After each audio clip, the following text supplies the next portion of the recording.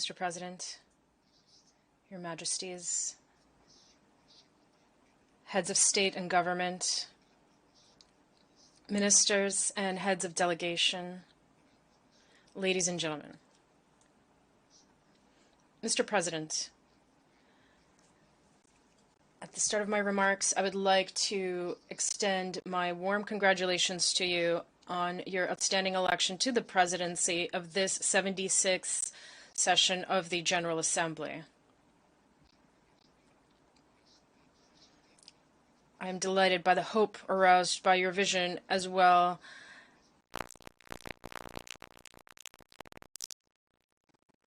I would also like to extend my congratulations to your predecessor, Mr. Volkan Bozkır, for the remarkable work accomplished in a particularly difficult context. To you, Mr. Secretary General, I reiterate my warm congratulations on your re-election and my full support for your dynamic action throughout your first mandate, as well as my confidence in your future action to find lasting solutions to the many threats and challenges facing our organization. Mr. President, the proposed theme for this session's general debate, Building Resilience Through Hope to Recover from COVID-19, Rebuild Sustainably, Meet the Needs of the Planet, Respect the Rights of People, and Revitalize the United Nations, gives me an opportunity to share our thoughts on the major challenges of the day. As you are aware, the unprecedented health crisis generated by the COVID-19 pandemic, which remains significant, has completely disrupted our societies, our economies, and our coexistence. The development of several vaccines through international collaboration and the ongoing vaccination campaigns in many countries are a beacon of hope for humanity. Vaccination is the only truly effective way to stop the spread of the virus. Mr. President, combining all of our efforts to end the coronavirus pandemic is, in my view, an opportunity to overcome other major crises facing humanity.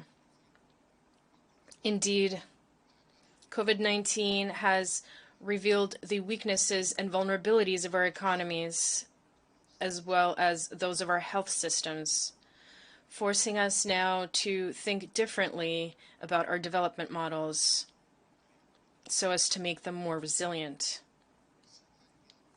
Some developed countries already intend to relocate all or part of their strategic productive systems in order to reduce their external dependence. Africa should also be part of this paradigm shift in order to put an end to the crises that hinder its development. This will also require an ability to build basic infrastructure capable of guaranteeing the safety of populations, as well as zero tolerance towards corruption and efficient management of public resources. We will also need to train quality human capital, invest significantly and urgently in health infrastructure, and finally, break the vicious cycle of dependence on primary raw materials. Our economies must therefore industrialize to create more wealth by taking full advantage of the aforementioned human capital and our natural resources. To this end, rigorous and transparent debt management as well as that of resources linked to the export of raw materials, is essential during the transition phase. Finally, we must more than ever accelerate the digital transition and mobilize internal resources by strengthening financial inclusiveness, especially for women. Overall, we need to draw lessons from this pandemic and rebuild our societies in a more sustainable, just, and inclusive manner. I once again call on the leaders of the world to exercise greater multilateralism in order to together build a world economy that takes into account the aspirations of the people who would like to see a more equitable sharing of vaccines and fruits of technological progress. In this pivotal phase and this juncture, it is fundamental that we meet the just imperatives of our universal conscience, including an equitable distribution of technological gains. Otherwise, we risk seeing the cementing of an international order that is a source of human fragility, mistrust between nations, and global insecurity. Mr. President, another issue that calls for solidarity, and one that must be addressed as a priority, is the climate security of our planet. The 26th Conference of the State Parties to the United Nations Framework Convention on Climate Change, to be held in Glasgow, Scotland this November, should therefore be an unprecedented moment of action.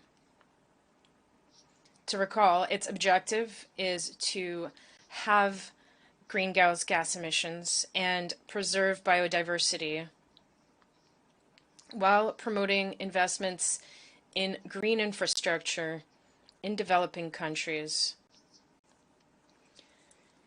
in order to stimulate and decarbonize their economies. Indeed, the impacts of climate change, including rising sea levels, earthquakes, recurrent forest fires, and others, put our societies and communities under great pressure and compel us to act urgently and collectively. These phenomena interplay with the socioeconomic and political issues in our countries, highlighting risks such as political and economic instability, food insecurity, and large-scale migration, among others. States and communities must now adapt in order to face the challenges of climate change. In addition, without prejudice to mitigation, the international political agenda requires a significant increase in resources dedicated to adaptation to climate change. I remain convinced that no single government can tackle adapting to climate change on its own. International cooperation is therefore essential, in my opinion, to support local action, both as a means of strengthening international security and achieving the Sustainable Development Goals. Mr. President, the link between climate change and insecurity thus appears to be fairly obvious, as far as I'm concerned. As you are aware, Gabon has always been committed to peace and climate security. This commitment will remain unwavering throughout my country's mandate as a non-permanent member of the United Nations Security Council for the period 2022-2023. While rejoicing in the confidence of the international community, I would like to reiterate my firm willingness to work hard on the process of silencing the guns everywhere, and to resolutely place our action in the context of a permanent search for a global consensus promoting the security, dignity, and prosperity of the peoples of the world. Gabon will seize every opportunity to call for an advent of a more just international order marked by a reform of the UN Security Council, which includes both equitable representation within the Council and an improvement of its working methods, in line with the African Common Position expressed by the Azulwini Consensus and the Sirte Declaration. Along with greater international solidarity and the expected reform of the Security Council, the revitalization of the work of the General Assembly and of ECOSOC must also be carried out in order to breathe new momentum into our organization. These reforms are essential as they are able to significantly impact the achievement of several sustainable development goals by 2030, including responding to the legitimate aspirations of the African peoples contained in Agenda 2063. Mr. President, the hope of sustainably rebuilding our governance models and meeting the needs of the planet requires respecting and fulfilling the commitments made. I refer in particular to the transfer of clean technologies and improving access to renewable energies in order to speed up transition to a low-carbon industry that respects the environment. The implementation of these commitments is key to supporting the efforts of countries like Gabon, which has substantially mobilized its domestic resources in the implementation of projects to adapt to climate change and preserve biodiversity. As part of its investment in climate security, Gabon annually sequesters the equivalent of 140 million tons of CO2 while it emits only 35. Thus, with a difference of more than 100 million tons of carbon each year, Gabon's action is decisive for the future of all mankind.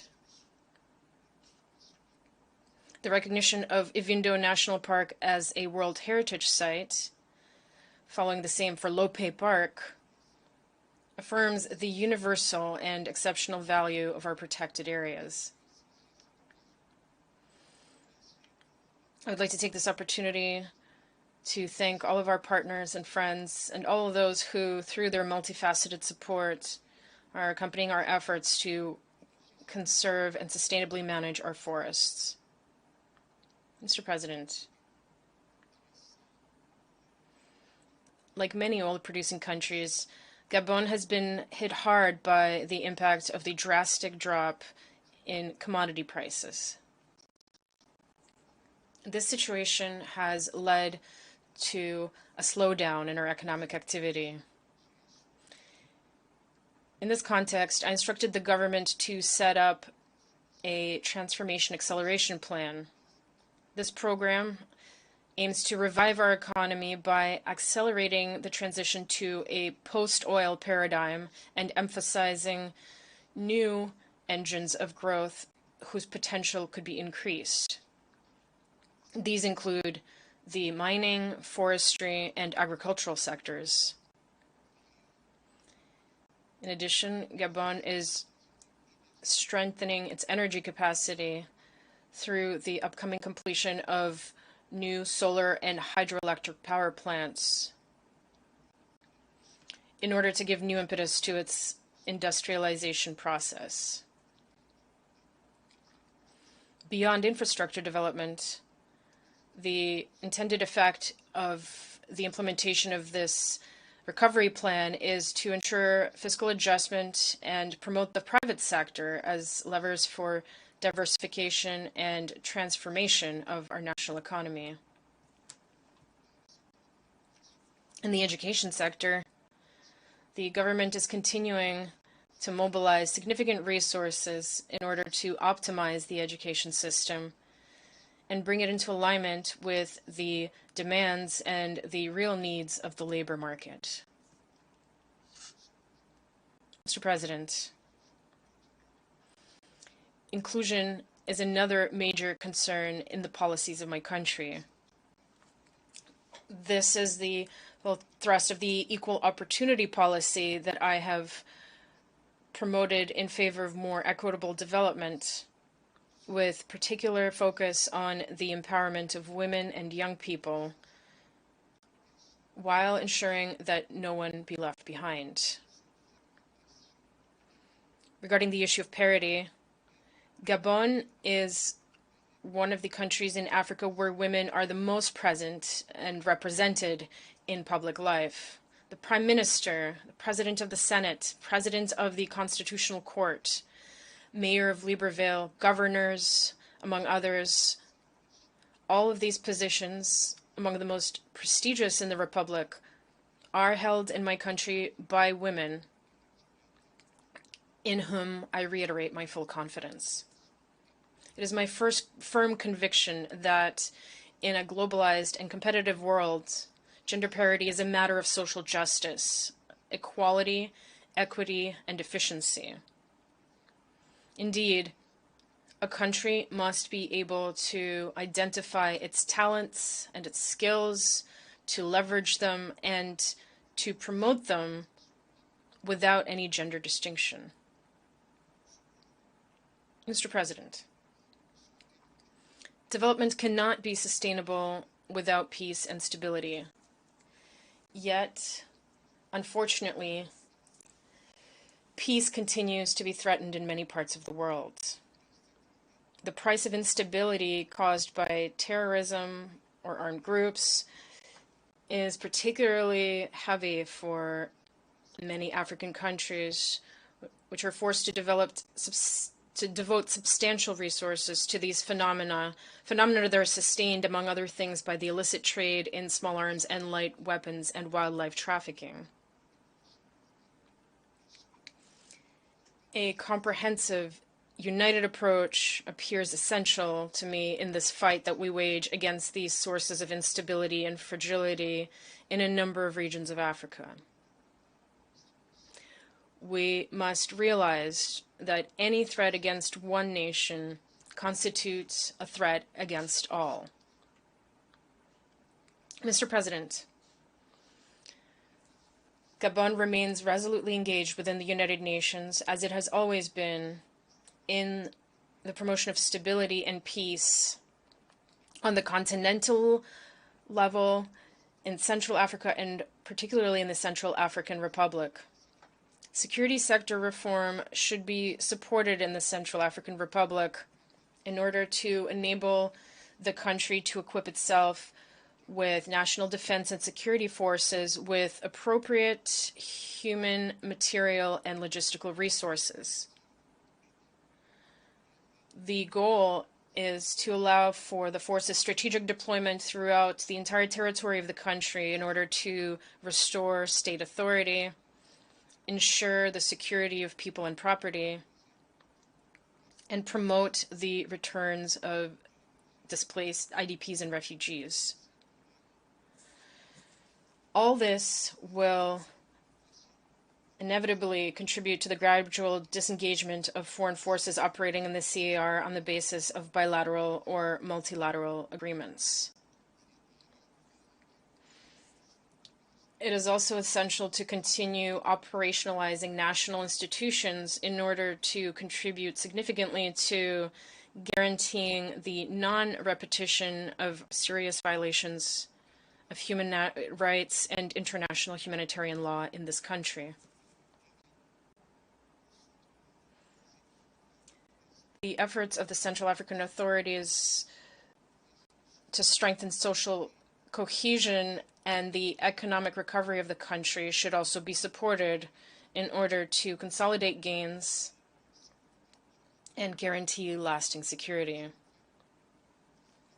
To this end, we call on the international community and donors to maintain providing adequate financial support in order to ensure stability and restore hope to the Central African people.